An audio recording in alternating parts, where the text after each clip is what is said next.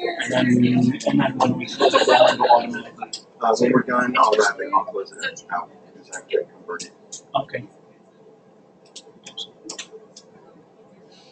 Should be a way to minimize, or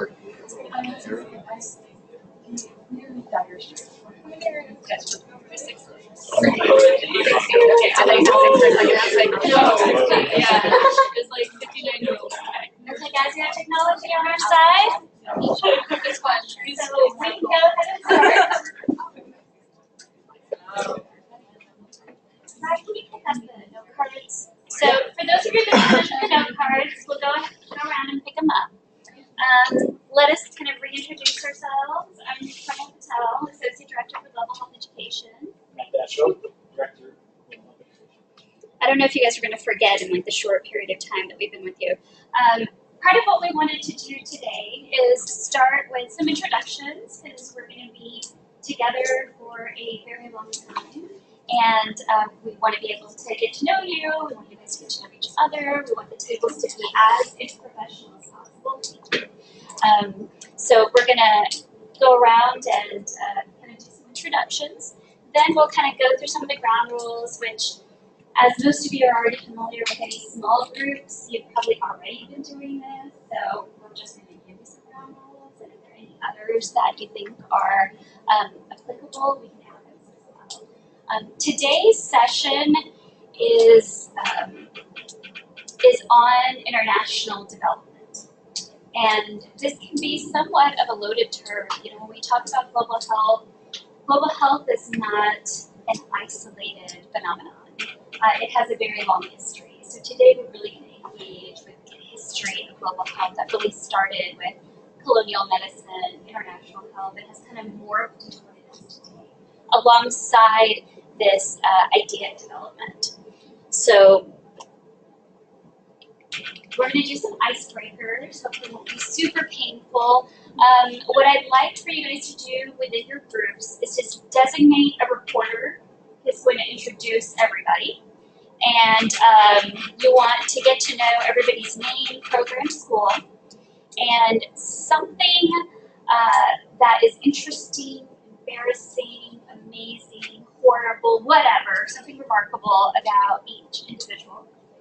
And what we'll do is, after you introduce everybody in your group, you pick the best story, and the rest of us will try to figure out who that story belongs to. So I'll give you guys about 5-7 minutes to go ahead and in your groups introduce yourselves, designate your reporter, and then we'll come back together as a large group. Thanks. Me first here.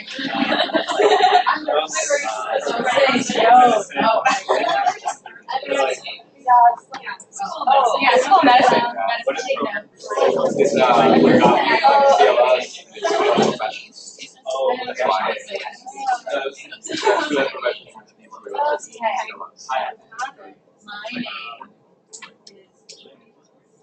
Where are they?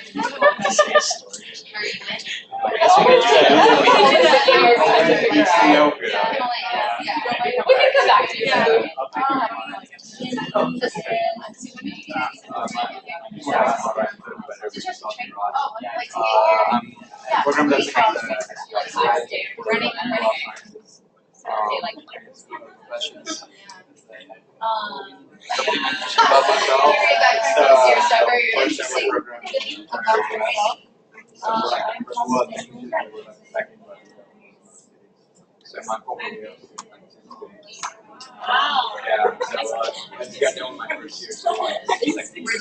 How many years? I'm also doing a graduate program, so I got graduate classes.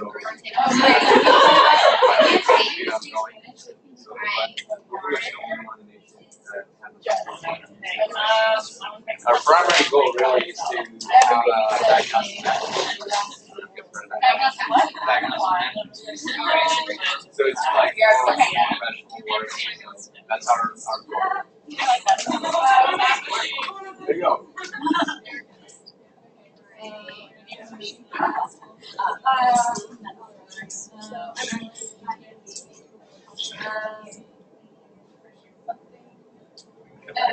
Okay, yeah, this is I have like I can't stop it. I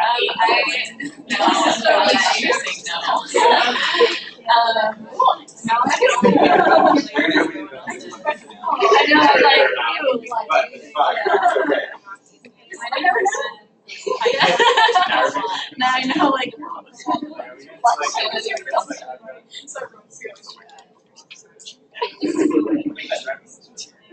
my name's I coaching program at Sierra State. It's my first year. It's a 2-year program. I guess I live on a ranch. And we've had like really strange animals. Like we've had animals with sports.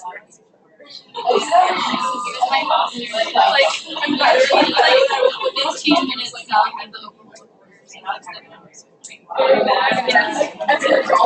I'm really high. Okay, that was fun. I didn't really practice on music.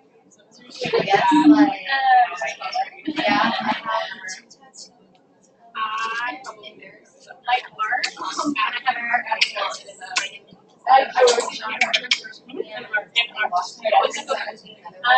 painting, sculpting, mostly like mixed media, like probably I don't draw very well, but like I can't really what was chocolate was one of the things about it. Looking back, you know, actually like not myself really. So I'm working Also, school of medicine. at my work. No idea. You don't understand it. I was like watching you all night.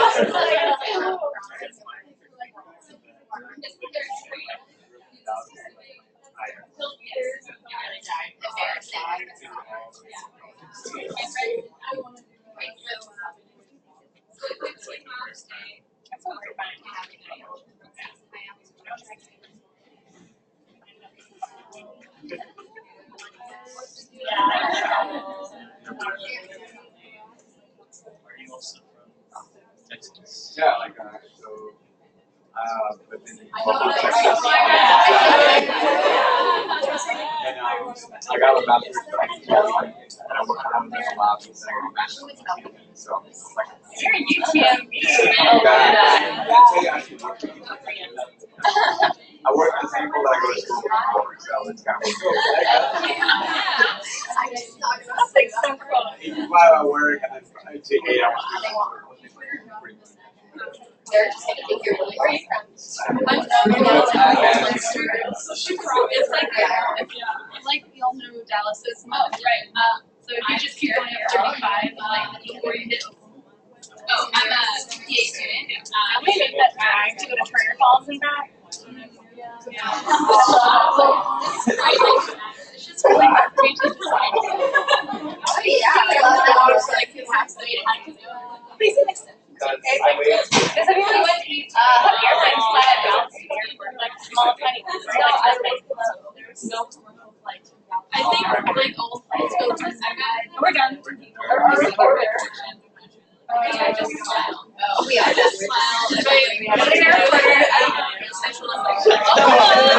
are you playing this game? This is a terrible game. Like, I don't remember that happened. Like, what are they doing?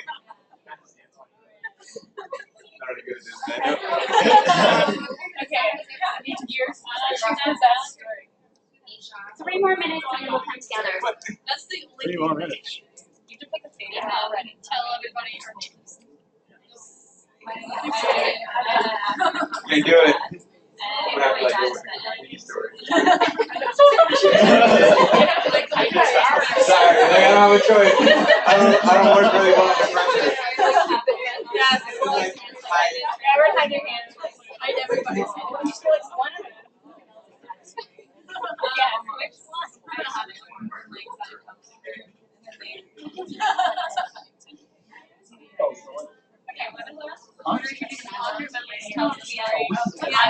Oh, yeah, there you go. I guess you got it, you got it. You got it. Yeah, I got that. Yeah, turn around and just do that. You got it.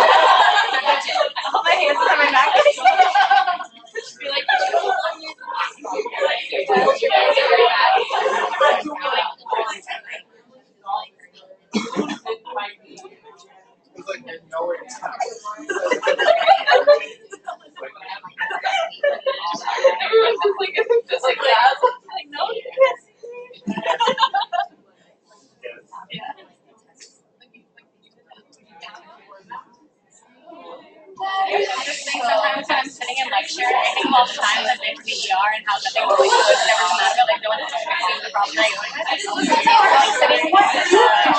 had like a huge problem with my arms where like it was inflamed. What is it? Yeah, like 4 weeks or something, and I couldn't move my arm. Okay, guys, let's go ahead and come together because I think that the biggest group is finished. And let's start. No, you're the biggest group. You have the project. That's okay. Let's start with this group here. Who's our reporter? Okay, reporter. Introduce everybody for us. Okay. Hi, my name is Lenexa, School of Medicine. Here we have Joshua, School of Medicine. Shimon, School of Medicine. Raj, I can do this. Raj, CLS. Rishika, School of Medicine. Abby, OT. Okay, so one of us in the group has a crooked pinky. If you want to. So who has the crooked pinky? That's the only name I could remember. Crooked what? Crooked pinky. Crooked pinky thing. Okay. Yeah, what causes you to make it crooked? This is like a from bird thing. We didn't get that far. I can't see anybody's hands right now. We plan. Okay, which table would y'all think? Just pick somebody. OT. I'm pretty strong. I'm gonna go with Rashika. Yeah. Rashika. Wow. It's just been like this since birth. Like it doesn't go straight. Please don't Haven't you guys dissected the hand yet? Yeah. Doesn't this have a name?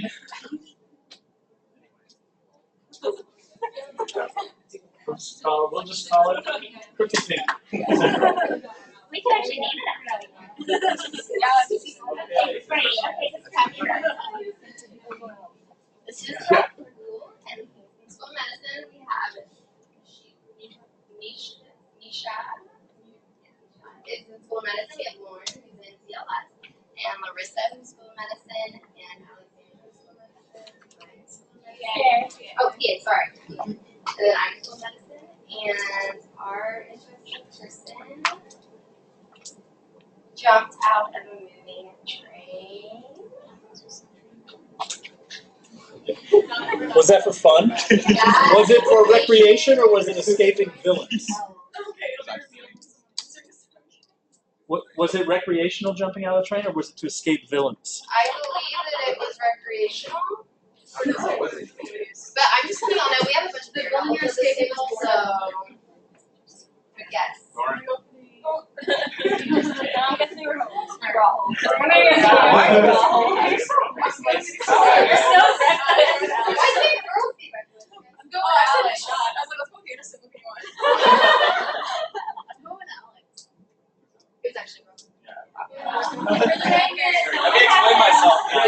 Explain myself. It was going a mile an hour. And jumping off an Indian train in India is like one of the funnest things you can do. Everyone does it, so. did you jump off like from the top or the window? Or you just Just a normal door. My 5-year-old has jumped off a train at 1 mile an hour at the train museum. I guess she's on the same risk as that. Okay, who's here? Who's our reporter? So here we have Karen, she's School of Medicine. Here we have Miriam, she's also School of Medicine. Here we have Cameron, she's PA. Here we have Sarah, she's also PA. We have Morgan, who's School of Medicine, and we have Emily, who's PA. And our fun story is Did you say you? Oh, yeah, me. Sorry. My name is Genevieve, and I'm also School of Medicine. And our group's fun story is that one member of our group goes spelunking.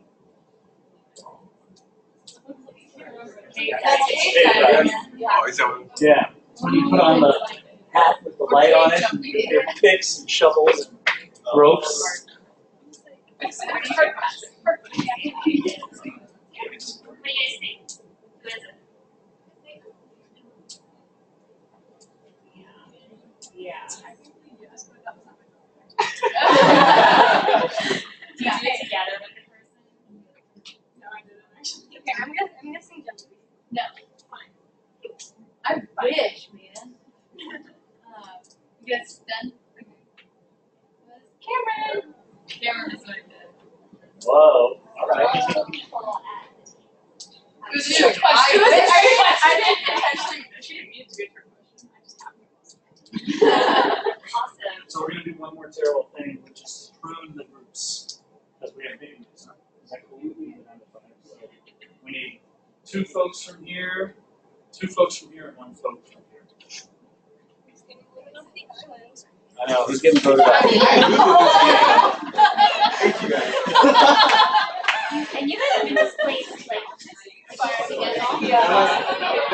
We're just not to know. It's okay. I'll just come right back. Oh, yeah. Terrible way. Nice. Yes. This is the best table. This is the gunner table. I can tell. always gotta be on your toes. We actually had one straggler, not gonna call anybody out, but Daniel. If you could tell us who you are and a fun fact about you.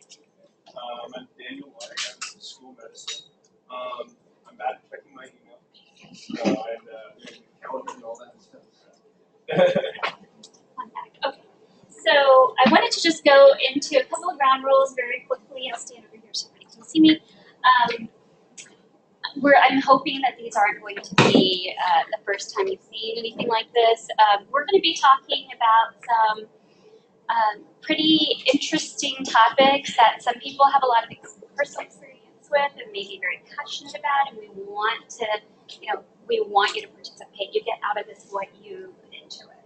So we want your thoughts, we want your ideas. We just want to make sure everybody's being very respectful of the different types of views that your classmates hold. And we also want to make sure everybody gets the chance to speak their mind. So please try not to interrupt, be very respectful when you're talking and listening. And we need you to participate. I was thinking of actually buying a taser online to tase people who don't participate, but then I heard I can't do that. So that was going to be my idea. If anybody has any other ideas, let me know. And just to kind of keep an open mind, there are things that we'll discuss that folks have had a lot of experience with. Others are really getting all their information from news media that may be biased. So really just keep an open mind to different types of interpretations. Anybody want to add anything to this? No? Okay. And ask questions. Ask questions of us, ask questions of each other.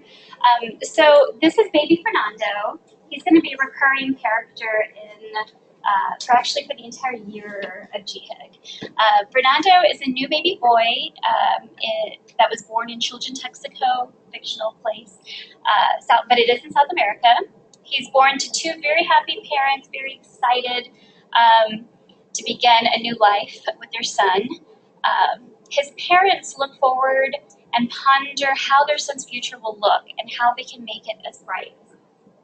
So the question for you is, what does Fernando need to realize his potential as a human being? And I want you to think really broadly about this, not just in terms of material goods. What needs to be present in his family, in his community, in his nation, in his country? What kinds of structures or institutions need to be in place for him to really be able to maximize his potential?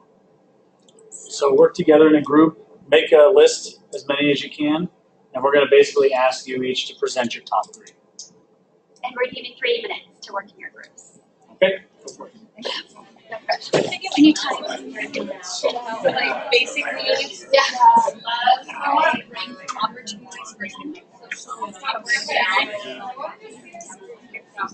We got To love and to love.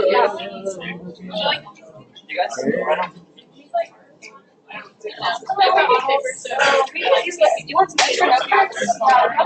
You like a ton of note cards here. Just write them on. What an environment.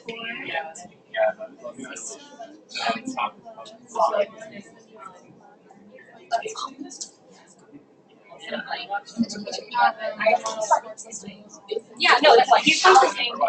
Yeah, like medical safety, environment. You're talking about it's okay. We'll get to the topics. Okay, I think too, like resources around it, like what is available to us, I guess it's like what type of jobs do we get into, like later in life, what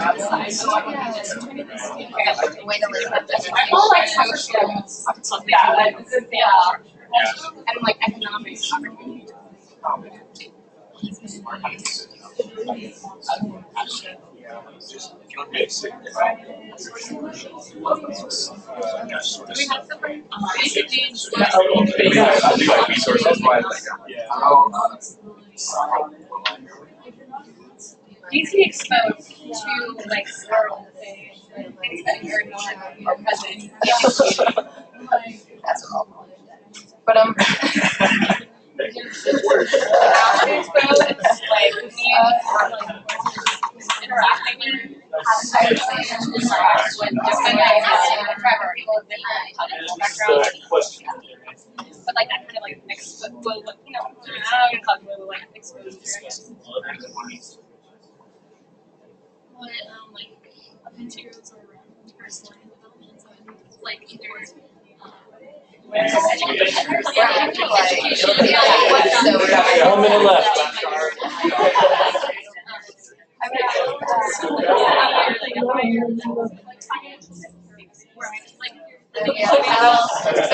role models, what is your basic goals?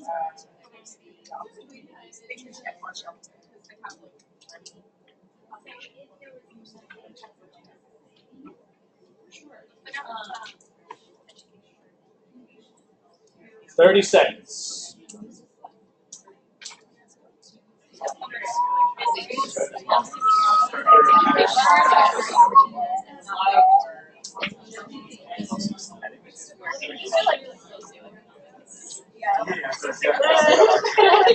Okay, we'll do basic economic and then exposure. You can do exposure to different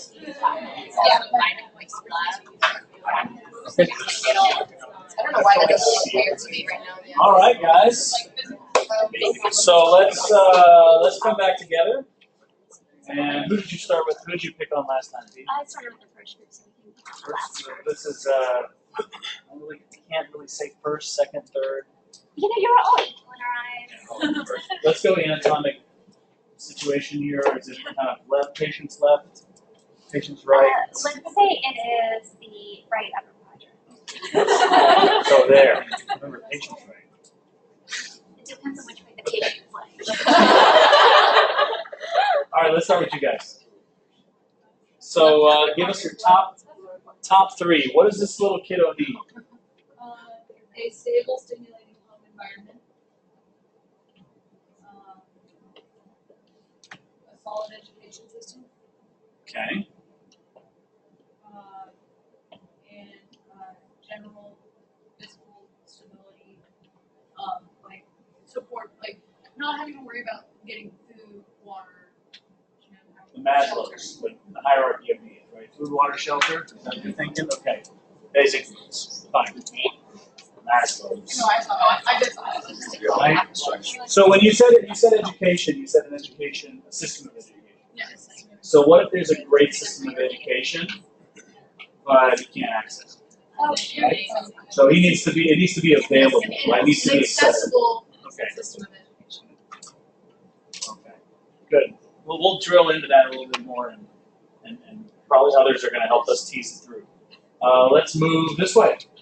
We kind of started outside in, but I guess he has to find something that he loves to do, something that basically, as Steve Jobs said, if you want to produce great work, you have to love what you want to do. So He has to find something that gives him passion. But he also has to have access and opportunity to. Sorry, I'm kind of. That's fine. But he also has to have access and opportunity to pursue that passion.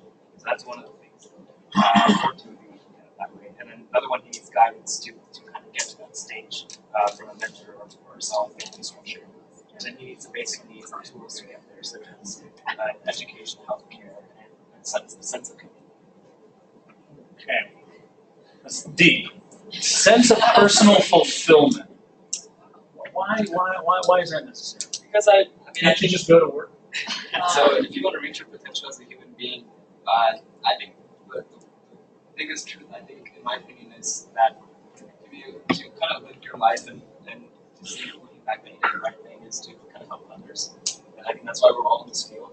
And so I think that even if you have education, even if you have a stable environment, even if you have good health care, that doesn't give you the intrinsic drive to serve others.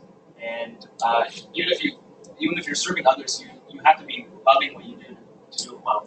So I think that's why we came up with those three: love what you do, have the access to do it, and have some kind of guidance to get to that. I'm gonna glom all that together in one term, okay, which is called self-efficacy. You guys ever heard of that term, self-efficacy? It's this idea that you're able to do things because you are imbued with ability to do things, right? Essentially, and it's all of those things, all those structures and systems and supports that you need to be able to do them, but it also is that internal sort of fire in the belly that makes you want to be fulfilled in your life, right? So, good. What about you guys? Okay, so we did also the basic needs, as well as love and security. Goes with that. Love and security. So, are those two the same things? Or two separate things? Not necessarily. Okay. And I like security. That's really important. Good. Keep going. and then we had social and economic opportunities. So if you're lower SCS, then you might not have the same opportunities as higher.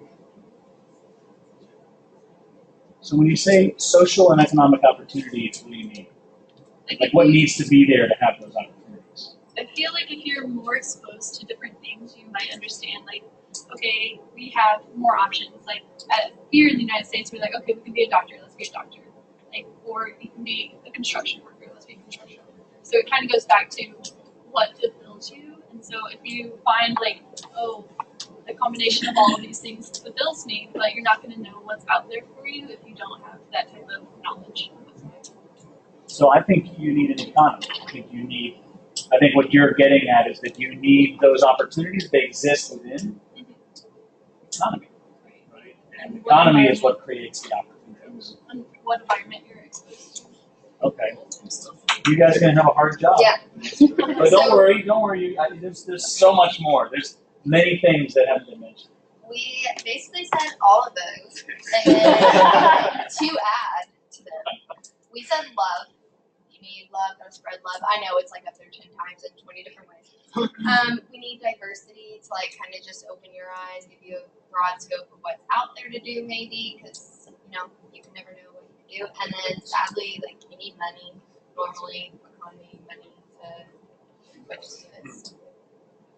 Super important. I mean, it's one thing to say, I mean, at the end of the day, love doesn't buy the food, right? And so, an economy and the ability to participate in that economy is a really important part of a person's ability to realize his or her full potential. I want to drill into health there. You guys someone mentioned health care. Someone drill into that. We said like vaccinations and hygiene. Have access to healthcare. Good. So you mentioned two kind of big branches of health, right? There is sort of primary health care, which is really preventive care, and that's vaccination, that's cleaning the water, right? That's all of these things we're going to go to in the third module that keep us healthy. And then you also said access to health services, right? And so what does that mean? So they should be affordable. What else? Like living location, as people in the middle of America that are miles and miles away from their homes. Yeah. So go with that. When we're talking about if you need access to health services, what do you need in the country? Yeah, some infrastructure, right? So transportation. The roads have got to be there. The roads have got to go to the place where you're going to go. Otherwise, I mean, I've been to places where it takes people days to hike to the clinic. Is that ideal? No, it's not. The ideal is when an emergency strikes and a woman is laboring at home and she's obstructed, that in minutes she can be cared for at a health facility, not that she has to labor at home and then be taken in a donkey cart, for 3 hours to the nearest health outpost, right? So it's infrastructure, which, for better or for worse, which I love that you guys mentioned all this stuff, because this is some of the stuff that you're not going to really get in your health professions education on how to do this.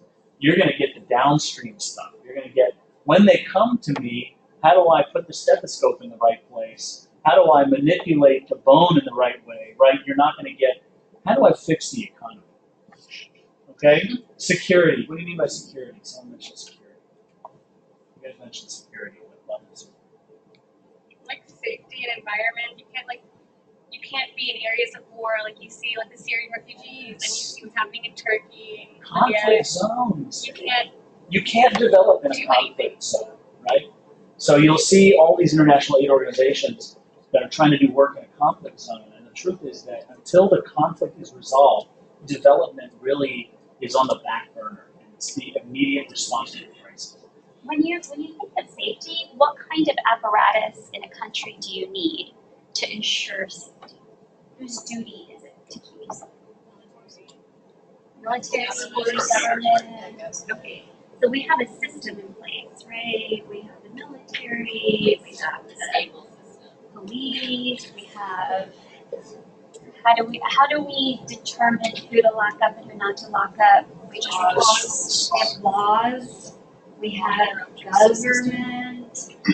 We have an entire system that ensures that this is not done arbitrarily. Yeah. And it's always one of the least popular things, teaching in Texas, it's one of the least popular things to mention. But government, and really accountable, transparent government, is necessary. It's necessary for a lot of these things that are often called market failures. All right? Things like healthcare is a market failure. In a lot of the ways, education is a market failure. Those are things that the free market doesn't provide for you because there's not profit involved. Right? Those are things that have to exist, and the state has to be the one to do those things. Right? What I did think was kind of interesting, and we've seen this in other groups as well, is when you think about Fernando realizing his potential, many of you were thinking about it in terms of what job he could get and those types of opportunities. And that's very Western centric for us to think in that way, but we do.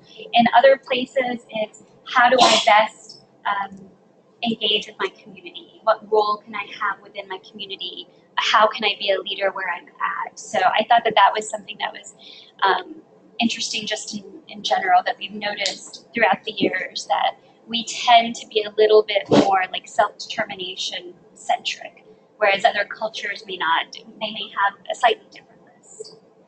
Okay. So then we're going to move on a little bit to what is health. Everybody here is going to be a healthcare professional in some way or other. What is that? What does that mean to you? What is health? If we had to define it, how would you guys define it? homeostasis. Wait, homeostasis. Okay, I like that. So homeostasis of the body, of the cells, of systems and organs. Okay. So we just want to be in balance. Okay. Is that all we want to be? Functional. So it's not just, it's important that we have homeostasis, but it's also important that we're able to do the kinds of things we want to do with our lives, right? Okay, what else?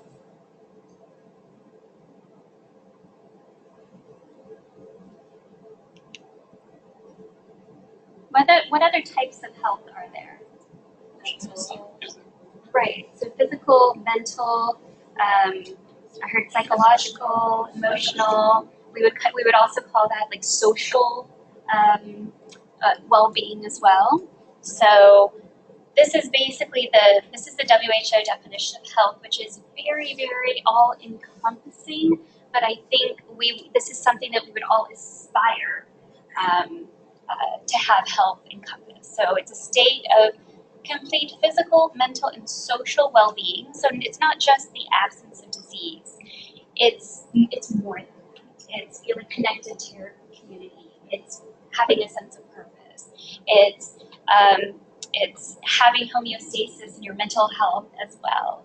So if we think of health in this really broad, all-encompassing way, which is beyond just illness, then we actually need many different approaches to health outside of what you guys are going to learn in kind of the biomedical model of medicine.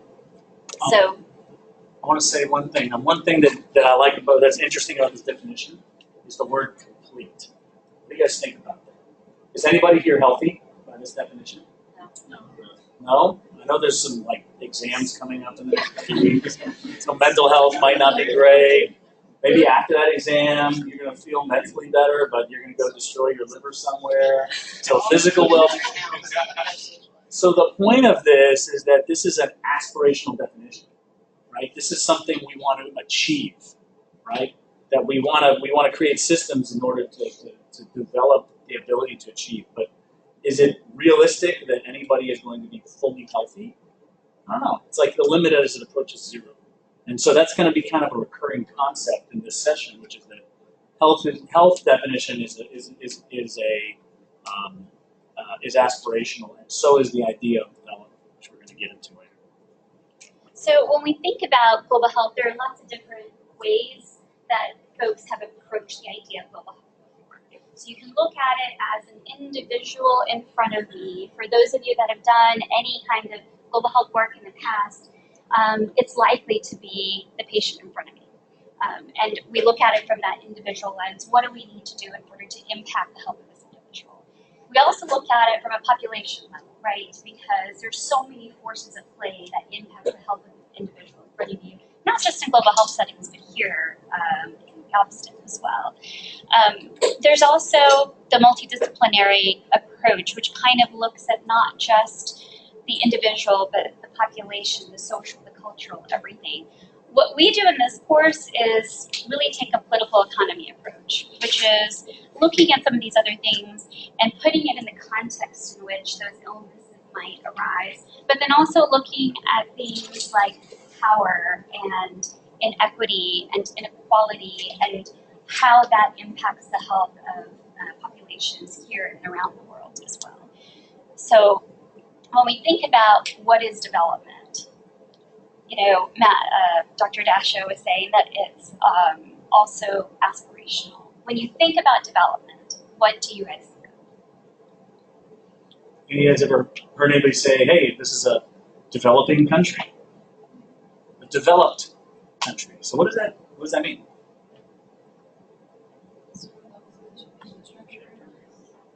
Certain levels of infrastructure? Okay, so a standard of some sort of infrastructure. Okay, what else? Reasonable access to resources. Access to resources. Okay. How do you distinguish a developed country from a developing country? Isn't it pretty relevant?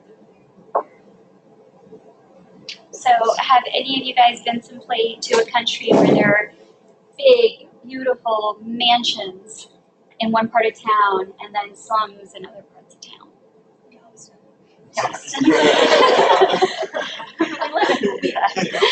Okay. So it can be very relative and subjective. Yeah, and so are there other ways you can think about, because we live in a developed nation, right? But in some ways, are we developing? Yes. Do we have equitable access to everything? No. Maybe that's an aspiration, maybe it's not. Maybe that's not our shared cultural value. right? But if we were looking at the concept of development, economic development, there are certainly people in this country who don't live that dream, who don't live in a developed country. Or they live in a developed country, but they don't live a developed life, right? And so what are some other ways you could classify, instead of using developing or less developed, LDC, we used to use a lot of that. What are the ways that we can kind of categorize things? Because we need to categorize. Maybe developed is not the easiest. What's another one? GDP. Good. So, and GDP measures what? So get into that. Yeah. Right. So income, right? So by income, so you can say a high income country, a middle income country, high middle income, low middle income, low income country. These are all ways to classify, right? So there are other ways to sort of define development besides development, right? It's just something we want you to be sensitive to, because you may find yourself in a country and say, in developing countries, and someone say, wait a minute, what do you mean developing? What am I developing? What have you developed? So it's a little charged these days. But there generally, people think of development as good change. Development is also aspirational. It's a process, like health. Health is a process. So development is a process. So I'm going to try to encapsulate in 10 minutes about 500 years of history. All right, which means that I cherry-picked the things I want to talk about. So that's my disclaimer. These are generally the things that people who work in development studies, they think about history in a particular way, and I want to convince you of a couple of things that have happened throughout history, or several things that I think have shaped the way the world is now. So, and a lot of it started pre-colonially, but most people who work in development studies start in the colonial era. So you had this age of discovery, 15th, 17th century, all these great explorers who went around the world seeking new life and new civilizations, boldly going where no one had gone before, right? And we have a Columbus Day, and there's all of the countries have these street names of great explorers, because that was great, right? But it really was colonization. These were folks sent from largely imperial countries, so monarchies, to go and seek out new places to extract resources, goods, and in some places humans. So what ended up happening over that time was you saw a spread of Europeans, mostly Spanish and Portuguese, across the Americas and some parts of Africa, though not all of it. And those colonies grew. In fact, we are the end product of one of those colonies, aren't we? You saw in the Americas, you saw Southeast Asia and Africa, profound growth in these colonies. And most of these, again, were public-private ventures. These were states and companies that were from those European countries going and exploring to seek new places to extract either minerals or do agricultural work, or in some cases it was pursuit of fine metals. There were many, many reasons that drove kings and queens and other governments and states at that time to send these explorers out in the world. And again, it wasn't like, we're big Trekkies, so there's going to be some Star Trek things that come in and that inadvertently come out, right? But we like the Star Trek. Everybody seen the Star Trek? Yeah, right. Nobody. Oh my God. I got one table that's a Star Trek. Okay, so these guys go around and they're exploring, right? They want to meet new cultures. They want Starfleet to go out and to help everybody achieve a certain level of good vibes and economic development, and they want to help people connect with each other. Well, that wasn't really how it happened here, right? And this isn't Dasho's opinion on history. This is largely established as really what happened. They were extracting resources, they were extracting minerals, in many cases, extracting labor. They were going to countries and disrupting largely local native populations and putting them to work. Then we had obviously, generations get born, generations die, generations develop an identity with a nation. And they start to say, why am I sending all my stuff over there? I want it for here. And so we had our own revolution in the late 1700s. If you track the history of the Americas, you'll see revolution really and independence across Latin America in about the first half of the 19th century. So by about the early to mid 1800s, most countries in Latin America were free of colonial rule, so they were independent. And that impacted empires like British Empire, the UK, Spanish Empire, the Portuguese Empire. So they got sick of the Americas. Those guys were just fighting too much, and it was too much trouble. So they went to Africa, and Africa was rich with natural resources, with a very healthy and robust population. So there they went to try to set up colonies as well. And you saw sort of in the mid 1800s this scramble for Africa, where these colonial powers were trying to find places where the French were trying to find places where the British weren't. The Portuguese were trying to settle where the Spanish weren't. They really were all over the continent, and they were trying to do the same thing because Africa is full of natural resources, full of wildlife.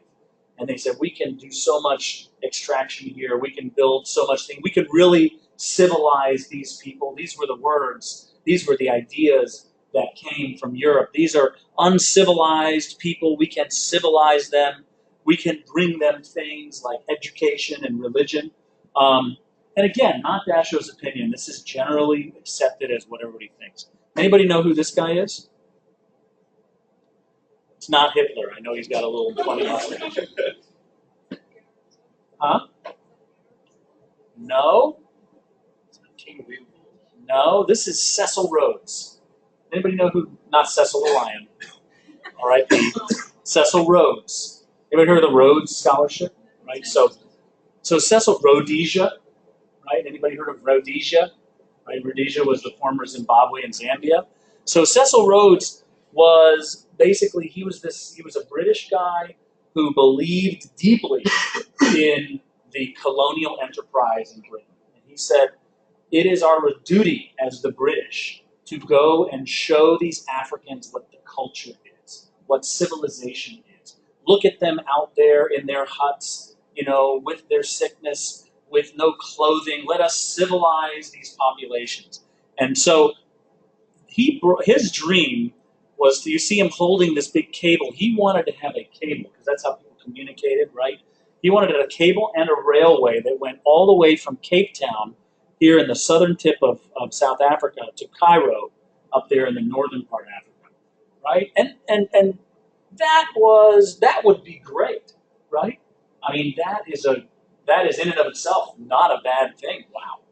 I mean, facilitating communication and transportation, but it wasn't so the Cape Townians and the Botswana and the Malawians could hop on the train and go to Cairo anytime they wanted. Right? This was more to facilitate the extraction of resources. This was really infrastructure that was driven at extraction, and at trying to augment civilization. So people will always debate sort of like the pros and cons of colonialism, right? Were there any nuggets, any pearls of good that came from colonialism? Well, you look at a country like India, some people will say, oh, well, India was so poor and had so few things, and then the British came and they brought all this infrastructure and they brought a civil service. And many Indians I know will curse the British for bringing the civil service because everything is so governmental and hierarchical, right? So they brought some infrastructure, but at what cost, right? There were human rights issues. Populations were subjugated. Populations were moved around without really able to participate in that decision-making process. So generally, the history books generally look unfavorably upon colonialism. Would you guys? Does that sound reasonable? Okay. So we're gonna do an exercise now that I want you guys to think like a colonial person, right? Think as if you are Britain or Portugal. Think about what your goals are, your objectives of colonialism are. Did you want me to talk about this? Okay. So we want you to think about what their goals and objectives are. And think about how... Okay. So I want to talk about this case study. This is... So imagine you're a British or a Portuguese or a French colonial power. You have been deemed by the king as in charge of fixing a problem. So there's a problem. In the mid-1800s, there was this outbreak of something called African sleeping sickness. Anybody know what that thing is? Tsetse fly, right? So remember that the colonial period, very intense biological, social, economic upheaval, and a lot of social disruption. Populations that were being subjugated were not going to go easily. So there was war, there was fighting, there was death, there was a lot of upheaval. And so colonial powers during this outbreak in the mid-1800s said, listen, we have got to do something about this sleeping sickness. This is a real problem. It's a problem for us. It's a problem for them. Let's do something about it. So keep that in mind. It's not a small thing. Up to about 500,000 people are thought to have. Obviously, there weren't great death records, but up to 500,000 people are thought to have died during this 10-year period. Because of all the social disruption, there was a lot of kind of the forests that were typically cut or trimmed as part of normal behavior within villages did not happen, and so forests grew. Remember, people were being moved around from village to village or from village to city to provide labor, to provide work. So wildlife reservoirs grew for the tsetse flies because they would grow in these green, lush areas. And so I want you to think about, you're looking at this problem, right? You're saying, I got to do something about the Africans and I got to do something about the people in my colonies. So what are some of the things you would do? What are some of the things you might do to try to control this epidemic? Cut down all the trees. Cut down all the trees. Who are they? Cut down all the trees. You're going to be the British and stuff. Awesome. Nice. British. What else? How about figuring out what can kill the tsetse fly from a hierarchy of animals like bullfrogs or whatever eats them? Eliminating reservoirs. By bringing in another species Ooh, that could kill. eliminating the vectors. Okay, so you're the Portuguese. What else? What else can you do? Huh? Yeah, we're thinking of how would you love Try to educate the community on the disease and You're a good Samaritan. You're too good. You got to be a little bit more self-centered, self-interested. Move people. The British again. Okay, I have the Belgian and the French. Who do you want? let's be Belgian. Belgians. Yeah. Police measures to put people in Quarantine. Okay, guys. So guys, go ahead and read these as a group, and I want you to take maybe 3 or 4 minutes to kind of come up with what worked and what didn't work. All right, and I want you to now look at it from the point of view of a colonized person, okay, the community. So you have outlined what has been done. Now think about how it is being done to you. Think about, like, did it work? And more importantly, what were the downstream consequences of the things that happened? And how did that intervention affect your community? All right? And how did you feel about it? Does that make sense? 3 minutes.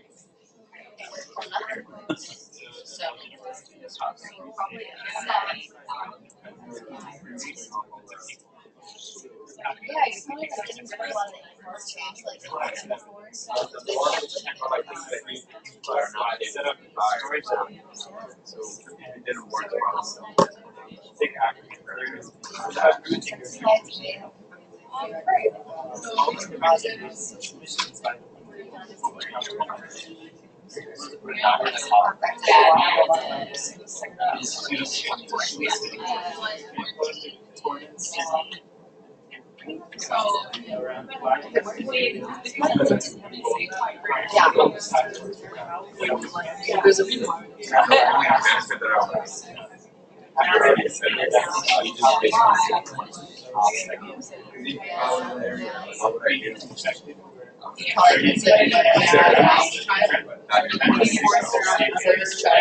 feel like you probably don't know.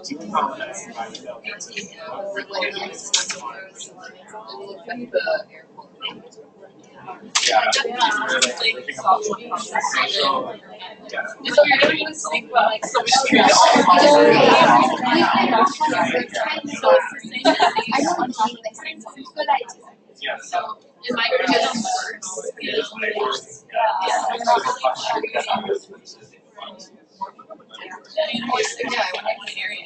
We're doing. Intro session. Day of the first session. So like from the session to ending the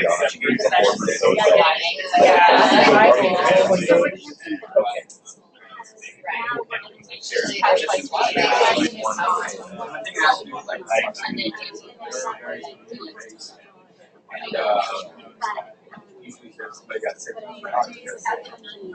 So I'll start right now for session 2.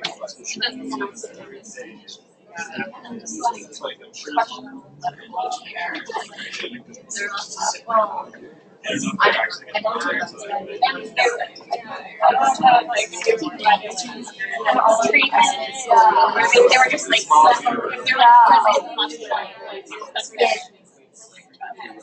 It just happens.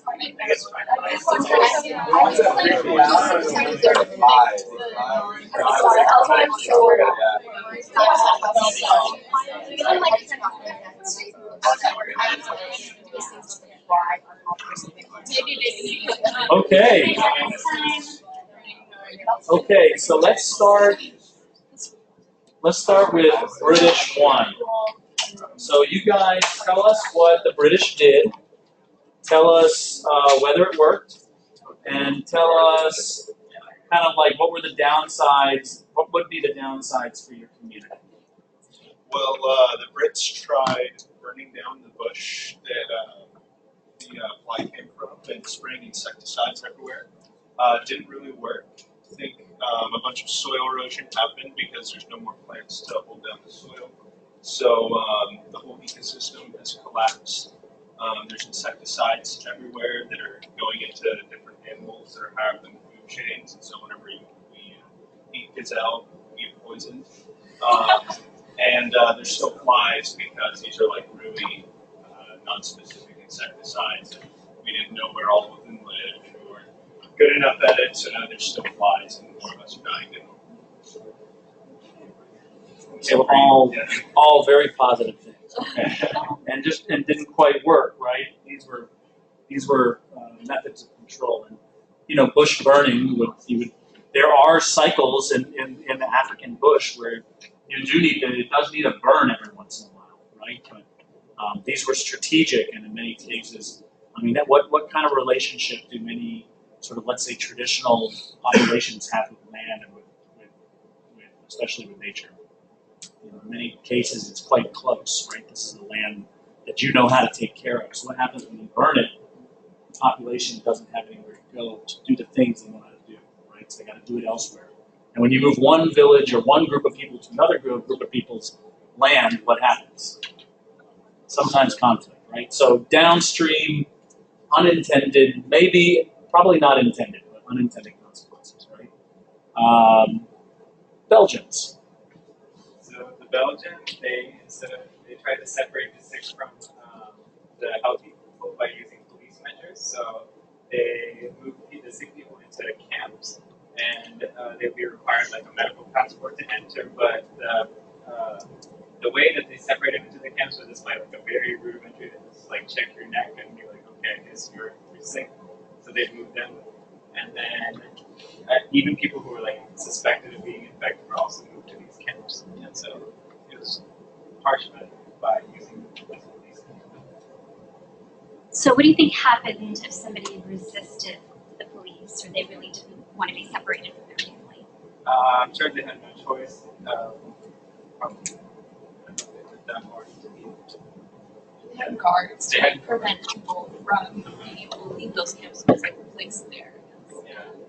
So you're really separating families through this, just kind of keeping all the sick people together. So that's might cause the disease to multiply even more. We don't know what type of medical care they actually received in those camps. And you don't even know if you're actually separating the sick from the healthy people because the process that they're doing is not.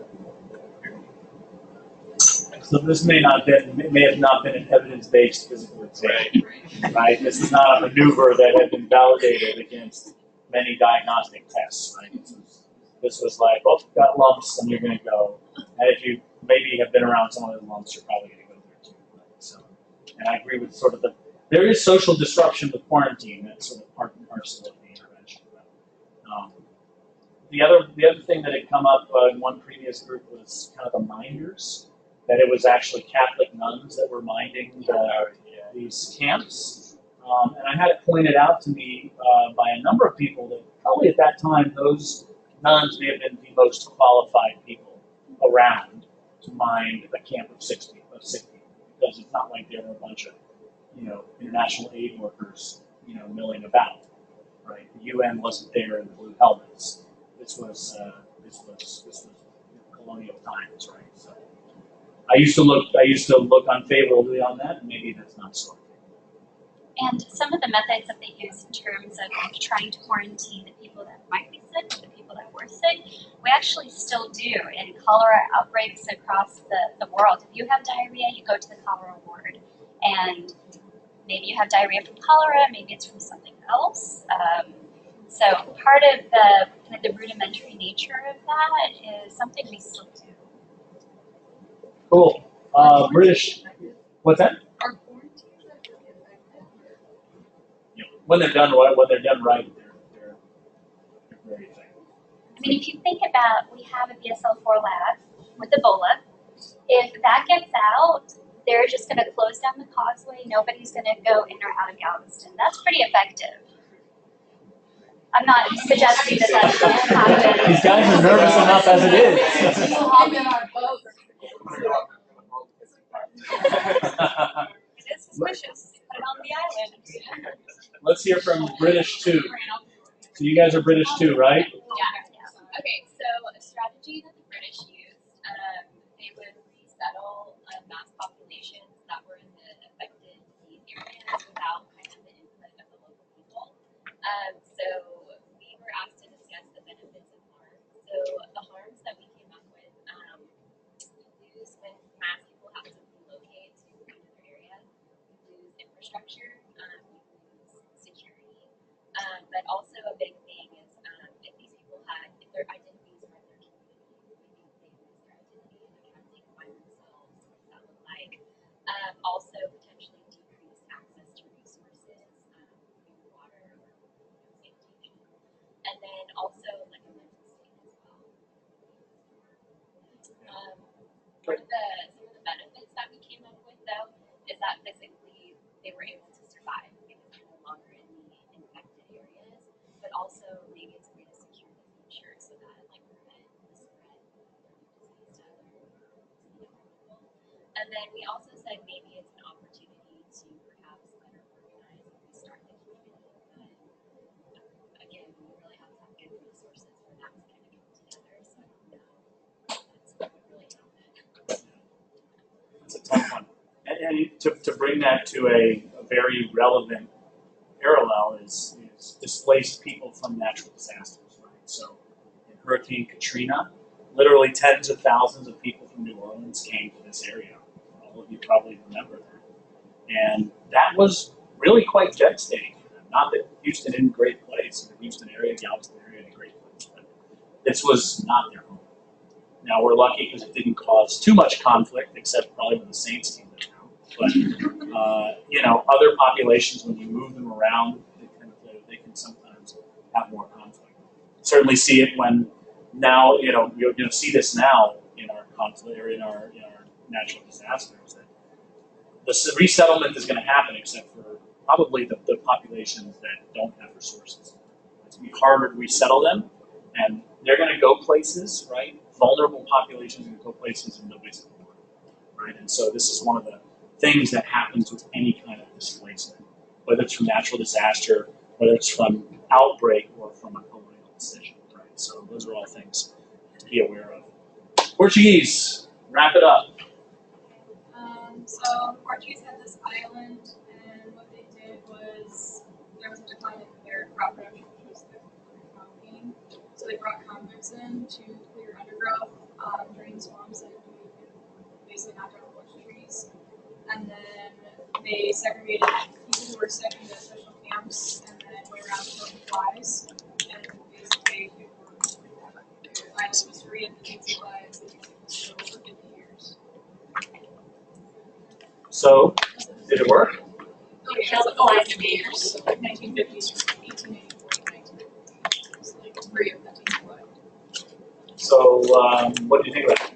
I mean, you completely miss the ecosystem of the island. So that depends on the perspective but obviously everything on the island is going to change if you take away the swamps and the trees and a lot of the undergrowth.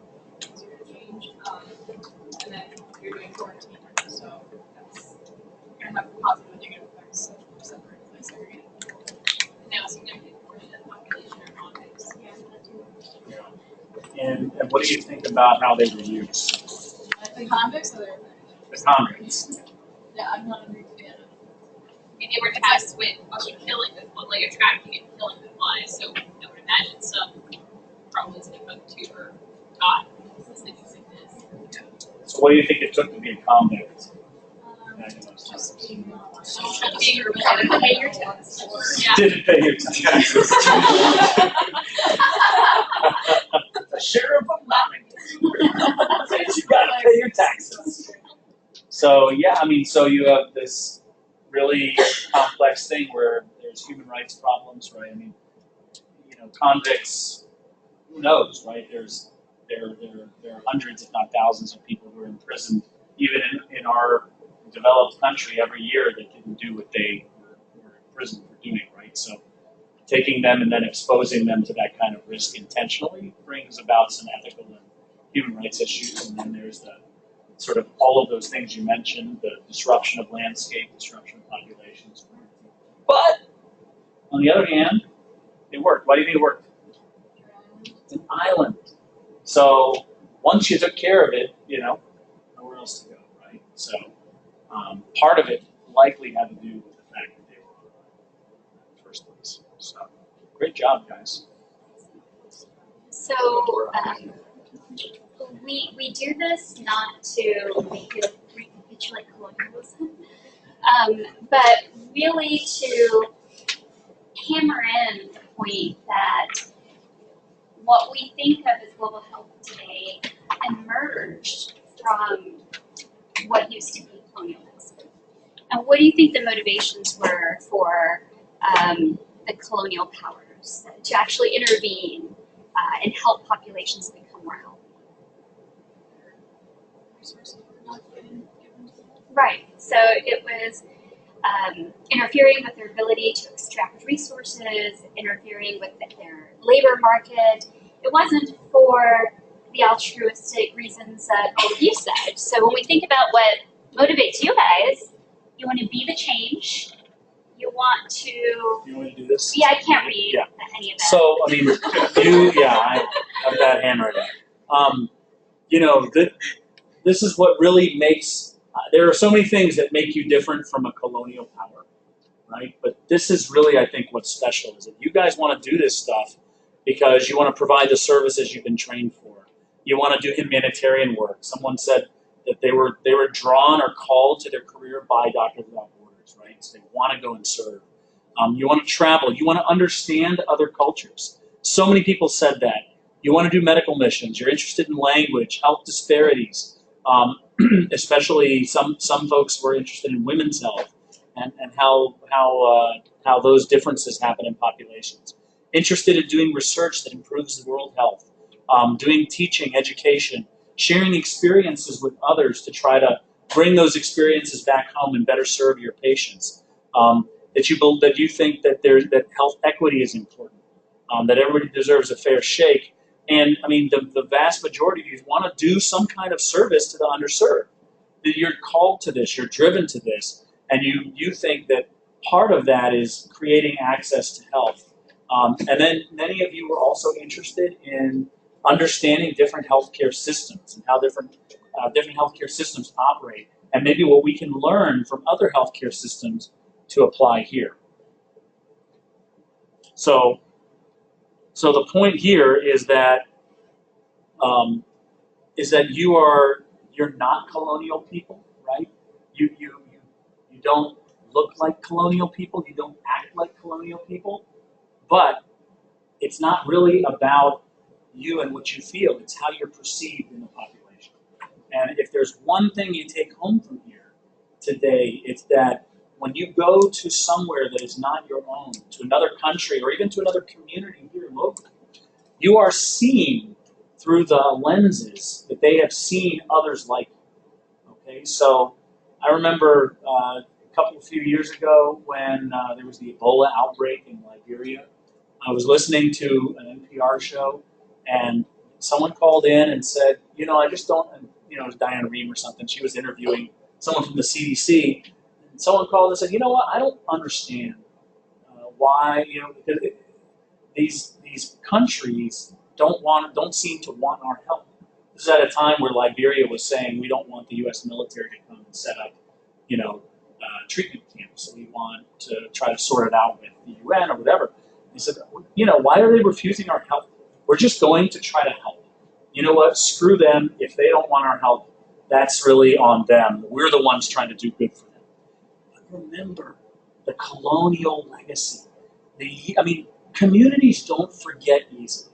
There is stuff that's passed down from generation to generation about people that came from outside, people that looked like you, or even people that didn't look like you but sounded like you and came with the same intentions. Or at least they said they came with the same intentions. And then something else happened, right? Their populations were enslaved, moved around, given medicines to, put in camps. It doesn't matter. You didn't do that. That was 200 years ago, almost. But you're still, for better or for worse, you are seen through that lens by population. So that has to inform your entire approach to how you do global health. It can't be, what can I do great and why don't you like what I do, right? It has to be, what can I do that's great and how can I do it with you? And how can I build a relationship where you understand me and I can reassure you that I am not part of that legacy? Because even some of it still happens now. People go from a U.S. institution and they go and do research in West Africa. And they go and do a research project. And they go and they suck out some data and they take it back to the U.S., run it in some labs, and they publish papers. That has been compared to colonialism. Right? And so you have to be aware of that, because even people who are college and university educated, with whom you may be working, may be suspicious that you're going to come from your rich environment, you're going to come and try to do something there that's not going to benefit, and you're going to extract something and take it back, right? And so even though that's not your intention, none of you guys want to do that, but you may be seen that way. And another example of this is the UN essentially bringing cholera to Haiti when they went back and actually did the really sophisticated DNA testing. They found that it didn't emerge after the natural disaster. It was brought by peacekeepers. So that kind of feeds into the narrative, and we want to do our best to be as respectful and as humble as possible when we're in those kind of settings. And for those of you that have multiple different identities, regardless of whether you see yourself as an American, by virtue of living here, when you travel abroad, you become an American. Sometimes I feel more American outside of this country than I feel within it. So even if you don't feel like this is your own personal baggage, this is how you're going to be perceived. So we'll wrap up the history a little bit because we left off at colonialism. I'm gonna take some liberties and jump to World War II because World War II was the next real time, or next real, let's say, pin drop in development history where people point to this as a seminal event in world history. So this is a photo of obviously the Nuremberg trials. Atrocities that took place in World War II had not ever been understood by the world. There had been genocides prior to World War II, documented genocides, the Herero genocide that the Germans also committed in Namibia. Nobody had ever seen it to the extent that they got to see it in World War II. And so following World War II, there was this really interesting coming together in the world. There was sort of one of those moments. You know, people will talk about moments in world history where there's an opportunity to make a change in the way that business is run. So World War II came about because you had all of these nation states that were so invested in nation statehood and on expanding empire and growing their elites that it led to war. And by the end of the war, Europe was in total shambles. It was destroyed. And Europe was an economic power in the world. And remember, these were European countries that also had what? Colonies, right? And so you had this very precarious situation. And so as the war was winding down, some important things happened. There was a conference in the mid-1940s in Bretton Woods, New Hampshire, where a group of existing Allied power leaders got together and started to hammer out what regulation of the world economy would look like. They said Europe is in total shambles, and Europe will not be able to pay for its own reconstruction. So they formed this thing called the International Bank for Reconstruction and Development, the IBRD, which eventually became the World Bank. And the International Monetary Fund was there to support the reconstruction of Europe. All right? Does everyone remember this from U.S. history? The Marshall Plan, which was So the Marshall Plan, which was basically a U.S.-driven initiative to support the reconstruction of infrastructure in Europe. So the World Bank IMF group was formed to be able to start managing world finances to do that kind of thing. And then in 1945, the United Nations was formed, and this was in order to start dialogue between nations of different cultural, linguistic, social, economic backgrounds, and give them an equal playing field to discuss issues of importance to them in the world. Mostly issues surrounding social justice and human rights, right? This was right after the Holocaust. So many people's human rights abuses were never more visible to the world. And so the United Nations was really formed as like a never again. How do we start the conversation between nations to keep peace? Okay? Does that all make sense? Am I saying anything controversial? Okay.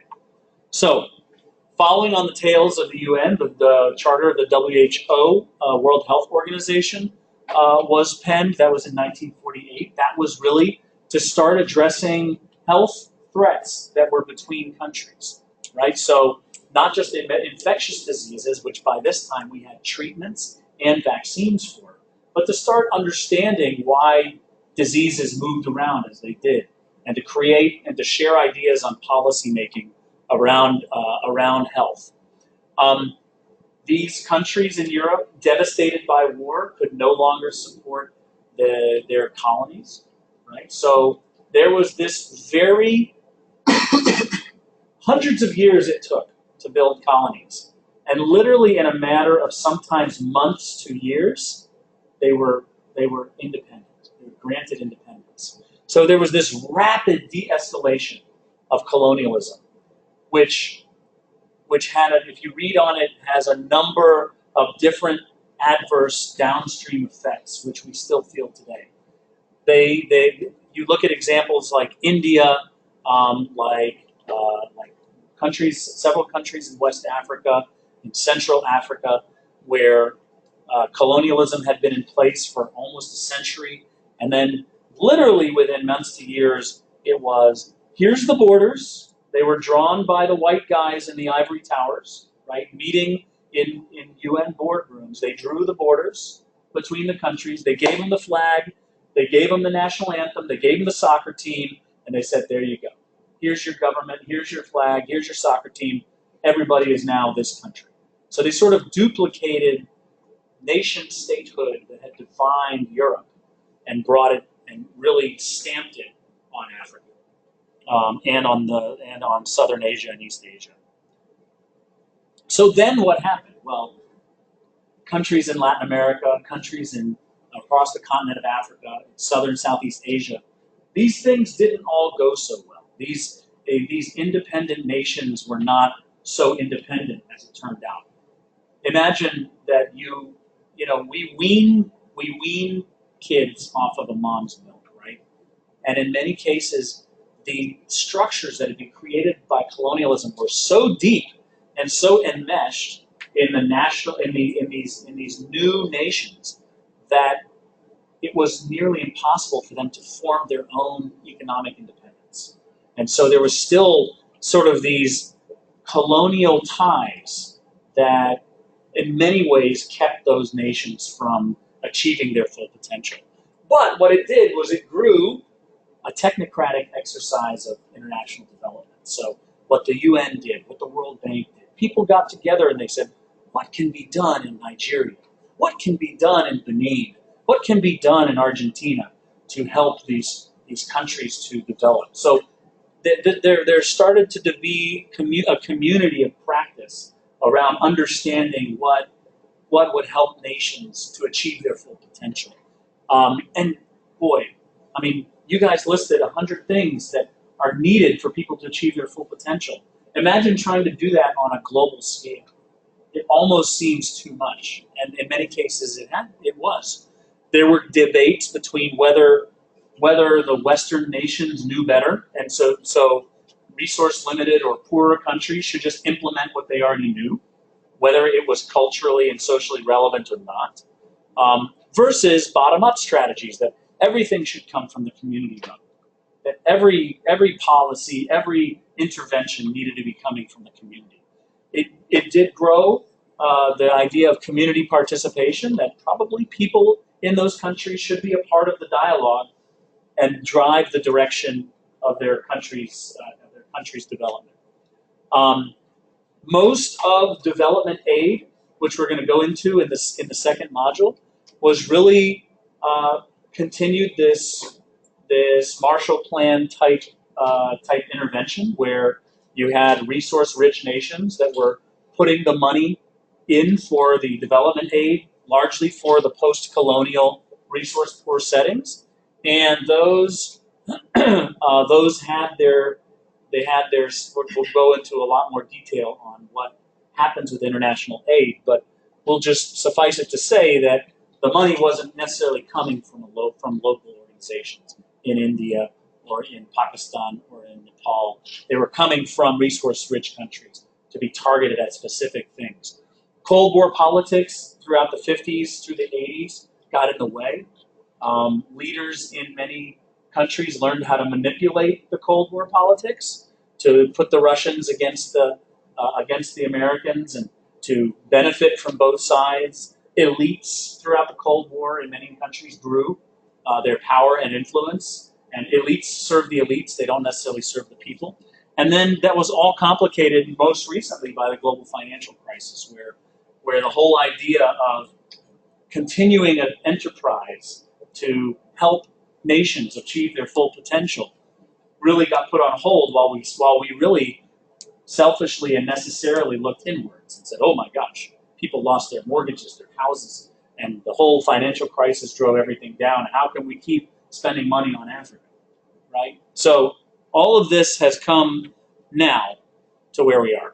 Okay, and there's a little section on the different metrics we we have to measure development that I'm going to go ahead and skip, but what we'll do is we'll put it on Blackboard so you guys can have that information. It goes through what is GDP, what is gross domestic product, gross national income. We have a really cool thing called the Big NAC Index, which I love. And BMI. Yeah, and the Human Development Index. So we'll put that online for you guys to be able to see, because I don't necessarily want to run out of time for some of the other stuff. Given everything that we've discussed and talked about regarding development, what we want to do now is have you use the little sheet of poster board that's on your desk to create a physical representation of what development is. And you can work with your group, make it as creative or not as you want, but show us what development would look like. And we're going to give you guys about 10 minutes to do that. And so it's like an art project. So you can designate one person from your group to go back and get art supplies.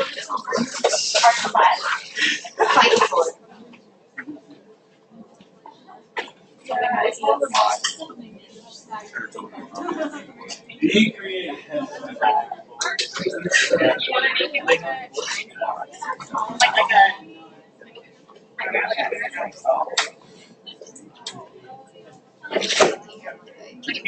like holding it up like hold it here. Yeah, like stand it up. I mean, all of you. But I don't know if that has like much. It's like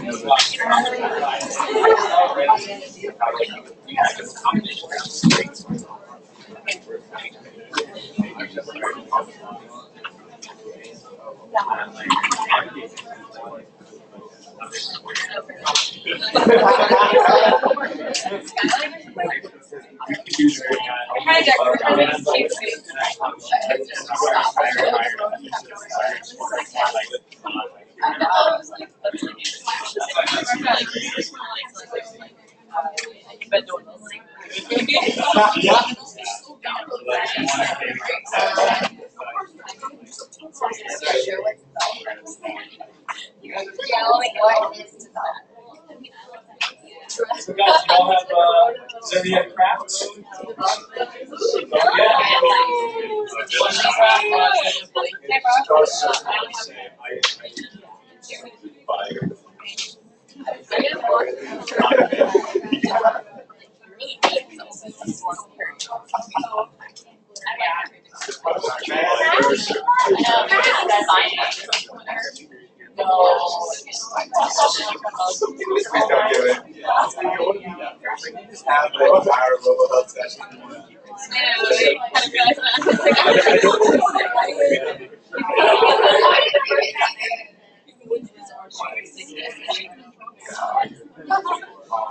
know, it's like, oh my god, it's too hot. I mean,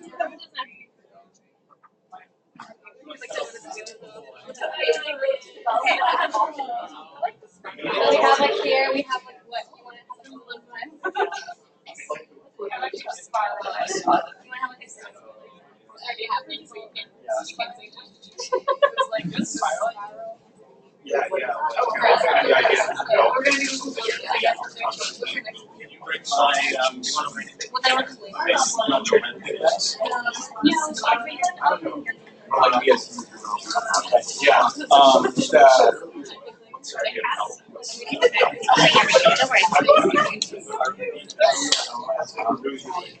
Okay, you'll bring like the I'll have big buildings. I mean, I feel like other places have a lot of. I don't know. I only know the downstairs. So you're not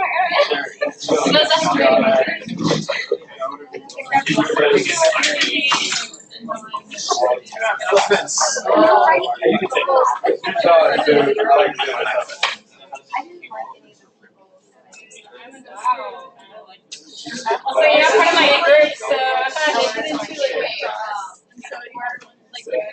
You don't have to make their own guys. They will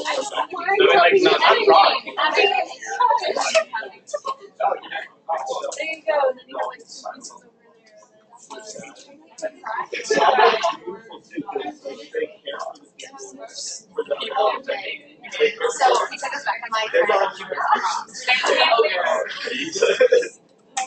So like if you could write an elephant chance. The elephant and her like another. Oh yeah, you can already start outlining it.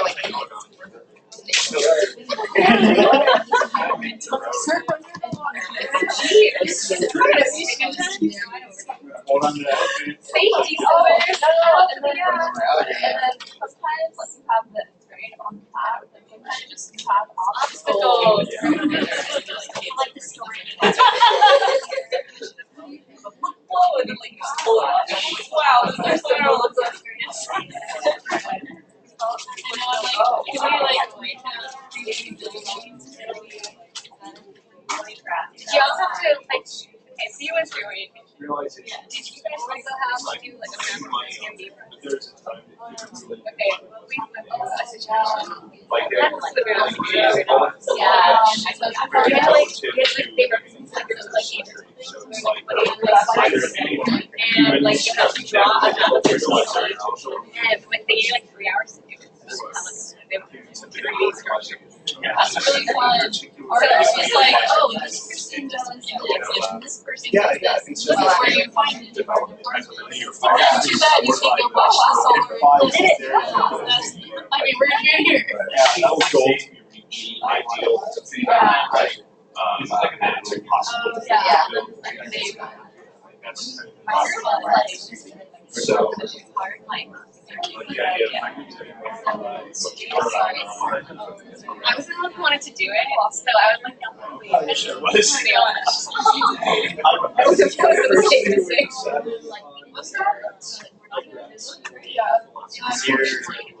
project like in the car stuff? Ours was the Galveston game one. Yeah, so I'm the person who But the pleasure here, I mean, the pleasure here, yeah. This can be our water home.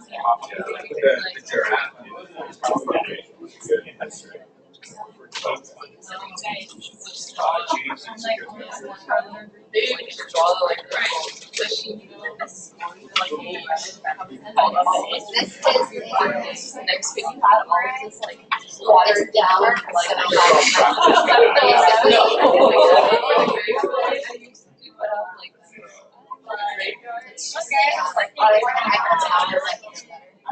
What if this is like your target? Oh my gosh, Like eating sounds way sad. Have like this thing that our goal is always to do.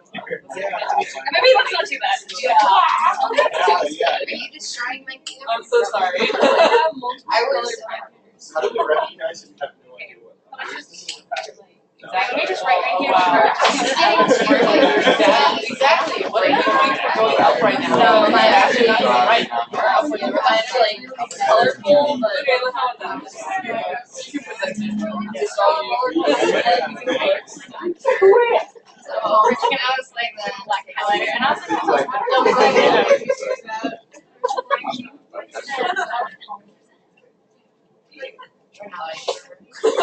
they go back to their dead phones every year. And they looked up their relatives' phones. yeah, it was a big question. There's no E. Or like make a mistake that we decided to hear. Like when I was crying, I'm like, oh my gosh, oh my god, I'm here, like, no luck. This is like he's in a home right here. But he cares enough to be over here. It's like, they're not realistic. Oh, wait, it's question.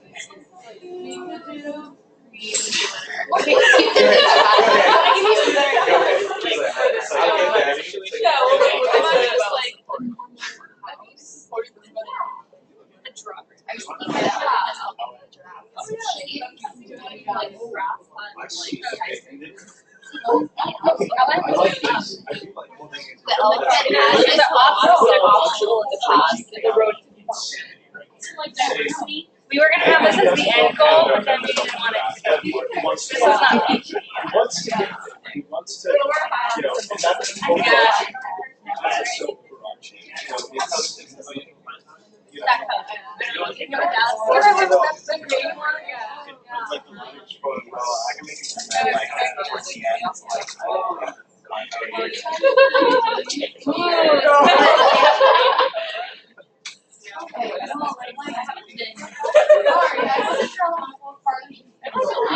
Wait, I have an idea.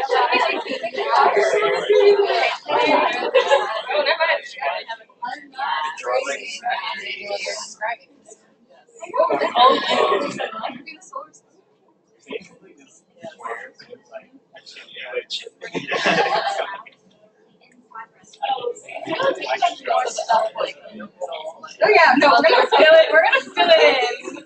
We're gonna He meets, he's in this crazy world. We can wrap up in 3 minutes.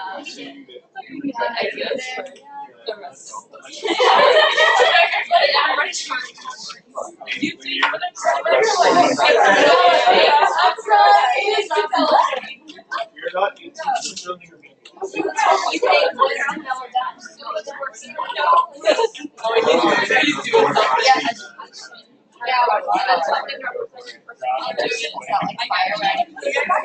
He also plays. clear. You guys are too much under pressure. You can't do this.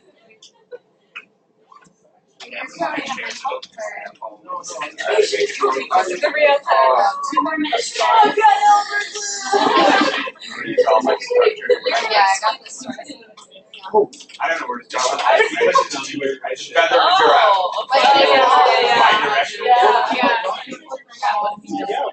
what if he's an African tribe?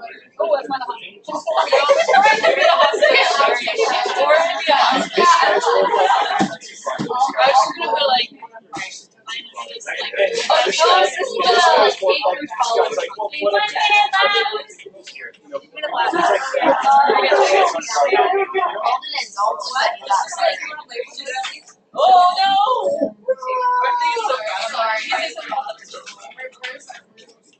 This is like a real team.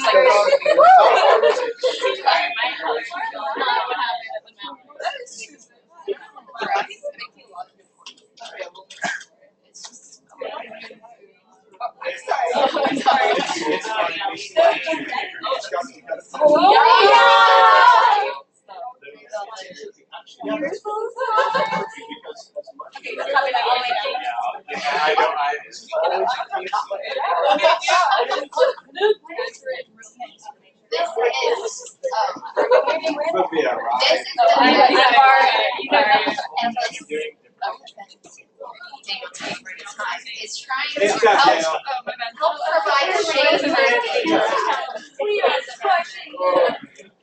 It's not a very close diagram, but because we have a lot of intricate characters. We'll make it work.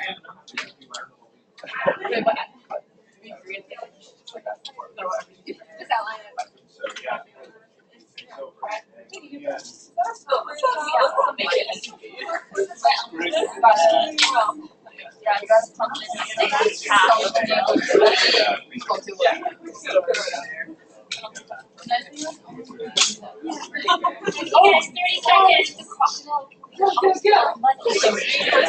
Good idea. Done here. That came out of weird. Sorry, guys. Yeah.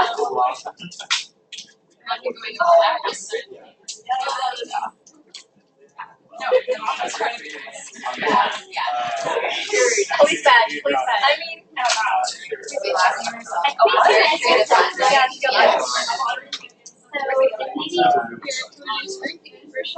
No, that wouldn't work. I really Nice like day. it may be 2. Okay, let's go.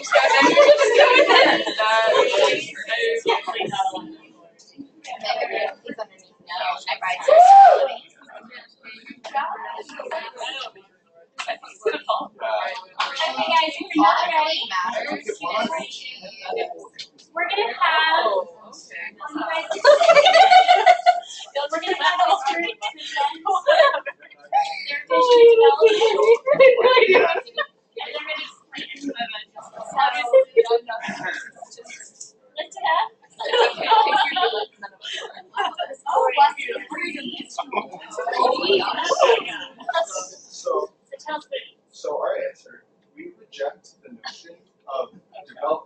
Because we think it presupposes the idea that there is a linear thing that you're getting to, that there's a reachable, knowable thing that you're going to acquire. It presupposes that you're unable to live up to your full potential if you're like an African tribesman living 500 years ago.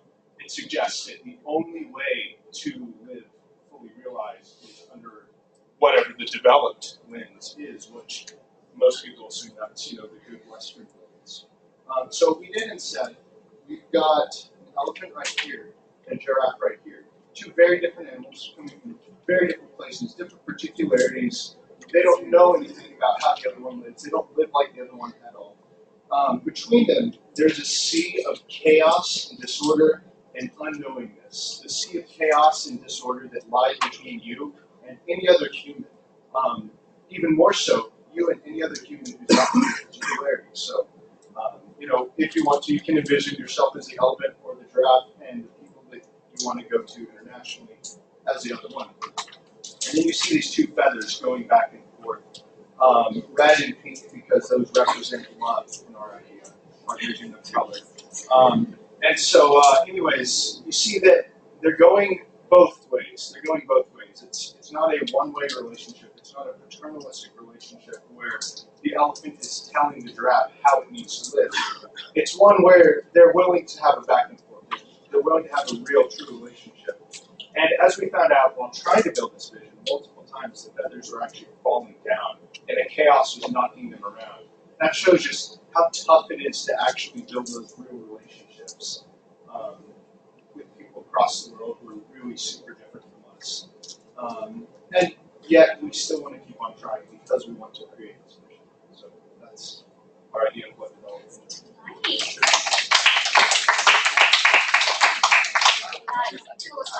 Nice.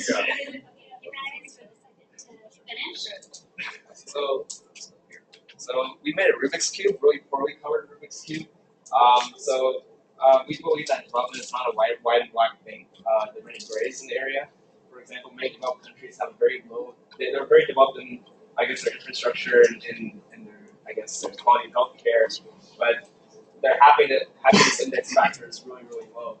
Whereas other countries may be less developed in those kinds of areas, but you see the communities are a lot happier, and it's kind of a more open kind of environment. So we think that every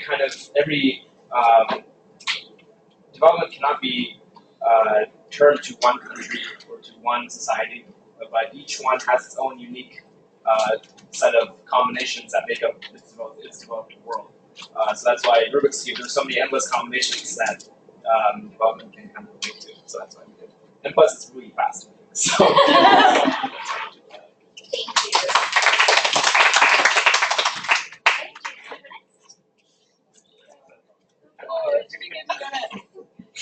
Okay, so we made the road to development. Can you bring it up over here? Sure.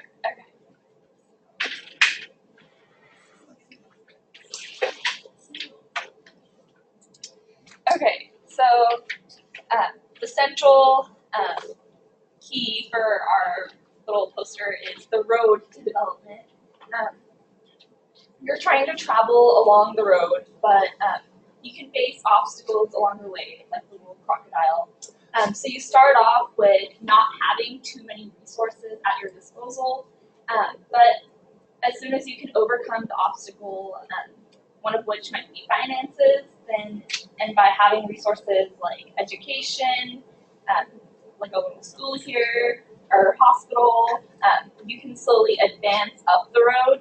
And once you can say that you have developed, if you see diversity among different people, people who share love, and living in a secure environment, like our Superman shield, economic output. Yeah, so we have developing infrastructure along the way.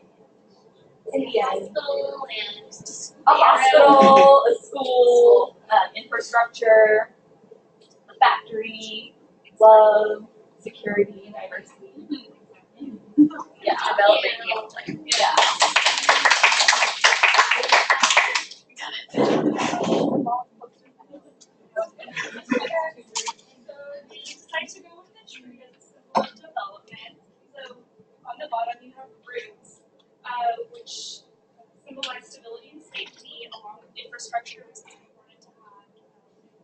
strong basis to build a community around. The trunk is growth and education, because education is tools for empowerment that will allow these communities to further grow. And growth is provided by, in this instance, it's the water can and the sun, but basically any elements for trees. And then from the tree trunk, you have branches between flowers, so you have social context and social integration. So diversity is a beautiful thing, it's the flowers. And then social context is more of community support, community engagement, and also a safe environment to grow in. Thank you. We're all incredibly creative here. What I wanted to do with the couple of minutes that we have left is go back to Fernando, who we started off with. We asked the question, what does he need to realize his potential as a human being? And this is what we came up with. And now we're going to ask a different question, which is, what does Fernando need in order to be healthy? Are there any of these things that we need for development that we can take off the list?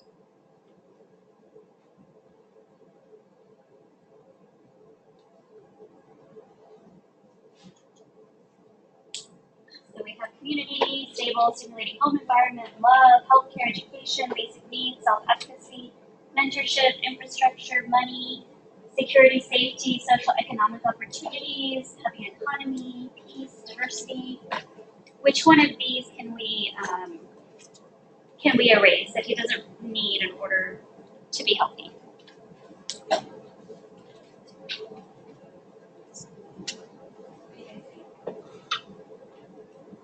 Diversity?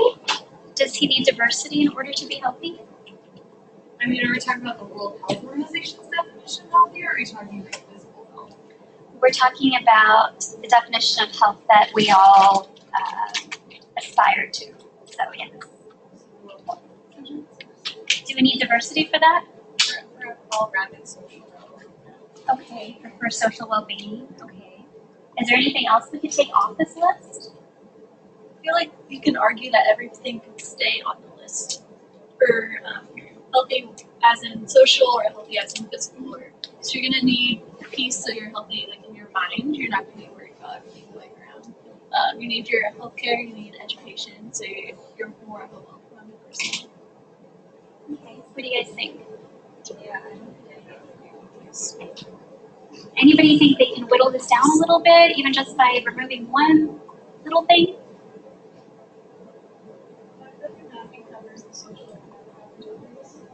Okay, because you think it's duplicative.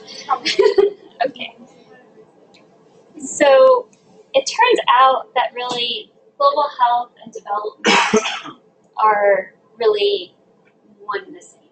You need all of these things in order for an individual in any society to actually be as healthy as they could possibly be. So this isn't always immediately apparent to us, mainly because we're used to dealing with a lot of the downstream effects. But each of these things impacts the health of individuals in a population, sometimes out of proportion to just the access to healthcare itself. So keep that in mind as we move forward with our discussions in the next coming months. And for your assignments, I hope everybody's posting on Blackboard. For this month, you're going to take a look at the literature news and find a real-world article pertaining to international aid, which is our topic for next month.